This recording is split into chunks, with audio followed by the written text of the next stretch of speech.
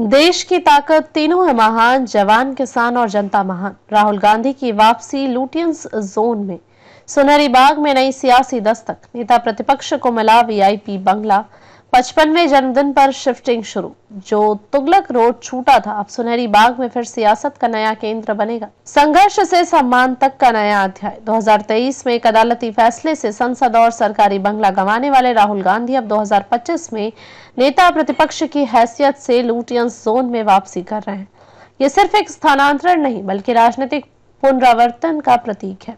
55वें जन्मदिन पर नई पारी की शुरुआत। 20 जून 2025 को राहुल गांधी का 55वां जन्मदिन है और इसी दिन उन्होंने 5 सुनहरी बाग रोड पर बने शानदार टाइप 8 बंगले में शिफ्टिंग शुरू कर दी। यह बंगला उन्हें लोकसभा में नेता प्रतिपक्ष होने के नाते मिला है, जो उनकी मौजूदा भूमिका का संस्थागत सम्मान है।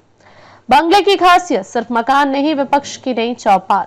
लुटियंस जोन के सबसे सुरक्षित और प्रतिष्ठित इलाकों में स्थित क्षेत्रफल करीब 2500 से 3000 वर्ग मीटर। सुविधाएं 4 से 5 विशाल बेडरूम, ऑफिस का meeting hall, garden, lawn, press वार्ता व बैठक की बड़ी जगह, स्टाफ क्वार्टर, सिक्योरिटी पोस्ट और पार्किंग की विस्तृत व्यवस्था। यह बंगला इससे पहले भाजपा नेता ए नारायण स्वामी को आवंटित था, जो मोदी सरकार में मंत्री थे। सुनहरी बाग तक कैसे पहुंचे राहुल?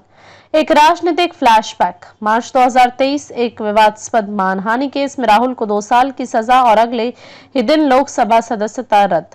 24 मार्च 2023 लोकसभा सचिवालय ने उन्हें सांसद पद से अयोग्य ठहराया। 27 मार्च 12 तुगलक रोड बंगला खाली करने का नोटिस।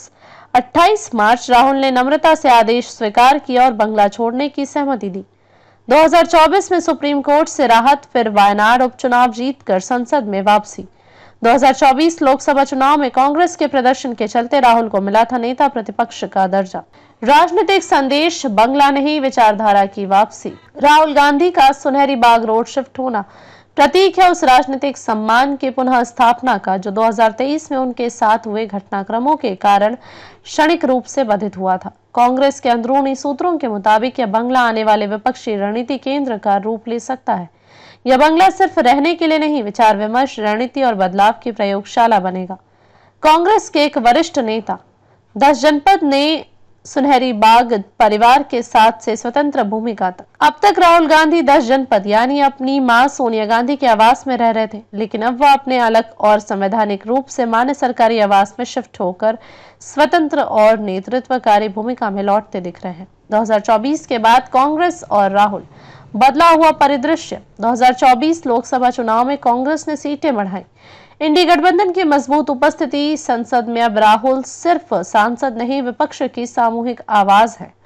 कांग्रेस मुख्यालय में बैठकों से ज्यादा अब सुनहरी बाग बंगला बन सकता है रणनीतिक अड्डा। विश्लेषण, बंगले की दीवारों से निकलेगी अब सत्ता को चुनौती की गूंज। सुनहरी बाग का यह बंगला वो जगह बनेगा जहां विपक्ष की नई रणनीतियां आकार लेंगी। यह होने वाली मीटिंग्स, प्रेस कॉन्फ्रेंस और गठबंधन की वार्ताएं 2029 के चुनावी रोड मैप की दिशा तय कर सकती है। राहुल की सुनहरी वापसी। लुटियंस जोन में फिर बसा विपक्ष का नेतृत्व। 10 जनपद से सुनहरी बाग तक राहुल गांधी का राजनीतिक पुनरुत्थान। 12 तुगलक से 5 सुनहरी बाग तक बंगला बदला तेवर वही। राहुल गांधी की लुटियंस में फिर एंट्री। नेता प्रतिपक्ष के तौर पर सम्मानजनक वापसी। संसद में ताकत, लुटियंस में ठिकाना। राहुल गांधी का नया युग शुरू। देखते रहिए changing future TV. Like, share, subscribe करना ना भूले। देश, दुनिया और भविष्य की सबसे बड़ी खबरों के लिए।